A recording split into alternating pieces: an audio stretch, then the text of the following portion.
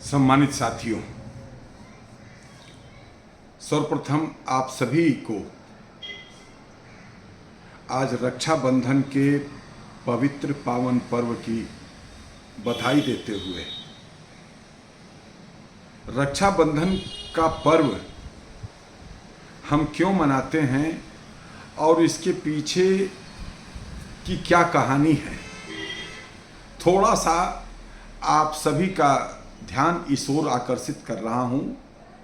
और उद्देश्य केवल यह है कि हम अपने पर्वों के विषय में कुछ जानकारियां रखें और उन जानकारियों को लोगों तक साझा करें। हमने यह जानकारी गूगल से प्राप्त किया है, जो आप सबको साझा कर रहा हूं। रक्षाबंधन के पर्व के बारे में अनेकों कहानियां हैं, लेकिन उसमें एक दो कहानियां जो इसके पीछे की शुरुआत की कहानी है, उस पर हम थोड़ा सा जो है आप सबका ध्यान आकर्षित करना चाहेंगे। भविष्य पुराण में लिखा गया है कि देवासुर संग्राम में जब भगवान इंद्र युद्ध हार रहे होते हैं, हार की कगार पर पहुंचने वाले होते हैं, उसी समय उनकी पत्नी इंद्राणी जी ने भगवान विष्णु और शिव की पूजा करके और मंत्रों से अभिसूचित एक धागा भगवान इंद्र के कलाई में बांधा था। और उसके बाद भगवान इंद्र वह युद्ध जीत गए थे। मान्यता है कि वहीं से रक्षाबंधन की शुरुआत हुई। अब देखिए, यहाँ पर एक विशेष बात आप यह भी समझिए कि जहाँ तक मान्यता है कि यह केवल भाई और बहन का रक्षाबंधन का त्यौहार है, लेकिन हमारा धार्मिक ग्रंथ क्या कहता है कि नहीं, ऐसा नहीं है। पत्नी भी पति को, पति भी अपनी पत्नी को, हम आप एक दूसरे के इष्ट मित्र सहयोगी शुभचिंतक एक दूसरे को रक्षा कर बांध करके एक दूसरे की रक्षा का संकल्प ले, एक दूसरे के मान सम्मान स्वाभिमान की रक्षा का संकल्प लें और एक दूसरे को यही संकल्प दें कि हम आपके हर तरह से हर सुख में दुख में भागीदारी निभाएंगे।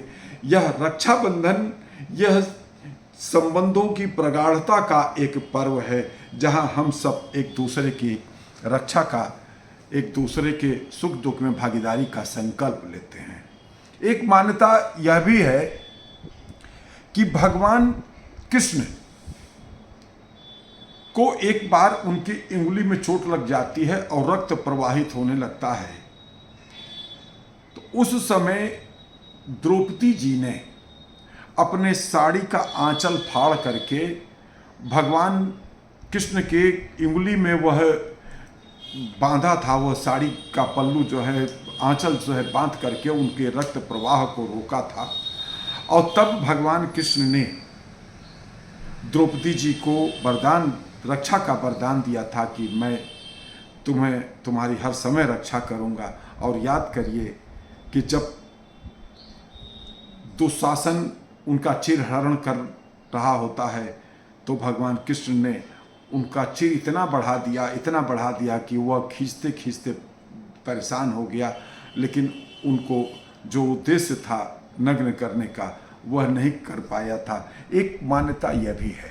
एक मान्यता लोग ये भी बताते हैं कि महाराजा बलि और भगवान विष्णु का आप सभी लोगों ने कहानी सुना है कि महाराजा बलि की परीक्षा लेने के लिए भगवान विष्णु 52 अवतार में पहुंचते हैं और उनसे जो है दान की अपेक्षा करते हैं। और राजा बलि ने उनको दान स्वरूप जब उन्होंने मांगा कि हमको 3 पग केवल धरती चाहिए, तो उस समय तो बलि नहीं पहचान पाए। हालांकि बलि अंदर से जान गया था। उनके सेनापति ने उनको कहा भी था कि अरे ये भगवान विष्णु हैं, आप पहचान नहीं रहे हो। लेकिन राजा बलि, जिस तरीके से दानवीर कर्ण की बात हम लोग करते हैं, तो राजा बलि जैसे राजा हरिश्चंद्र की बात करते हैं, तो अनेकों अनेकों ऐसे ऐसे इस धरती पर लोग अवतरित हुए हैं जिन्होंने वचन जो दे दिया तो दे दिया। तो राजा बलि ने जब भगवान विष्णु को 3 पग जमीन का आश्वासन दे दिया कि आप नाप लीजिए, और उसमें उन्होंने अपने आप को भी जो है 2 पग में तो पूरी धरती आसमान को उन्होंने नाप लिया, और तीसरा पग जब उन्होंने कहा कि जो है तीसरा कहाँ रखें, तो बलि ने कहा कि मेरे सर पर जो रख दीजिए। और जब उन्होंने उनके सर पर रख दिया तो नीचे जो है उनका जो वजन था उससे बलि जो है पाताल में चले गए थे। और इस तरीके से जब वह पाताल में पहुंच गए तो भगवान विष्णु भी उनके साथ जो है पाताल में पहुंच गए थे, और इस तरीके से पाताल लोक में वह स्थापित हो गए थे।